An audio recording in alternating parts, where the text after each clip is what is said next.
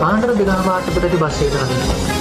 Seat එක වාඩි වෙලා මම හොඳ නිින්දක් දැම්මා. එක පාරට ඇහැරෙනකොට එළියට ගියා. අදාළ තැනින් මම බැස්සා. බස් එක මාව පාස් කරගෙන ගියා. ලස්සන බස් එක. එහෙම තමයි මගේ හිත කිව්වේ. මේ ලස්සන බස් එක පිටුවසර ලස්සන වචන පෙළියක් ගහලා තිබුණා.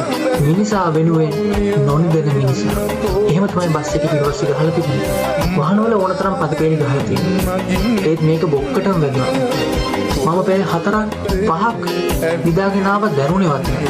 ඒත් මේ බස් එක මෙච්චර දුර ගෙනාවු මිනිස්සු කොච්චරනම් අමාරුවකින් නැත්තේ.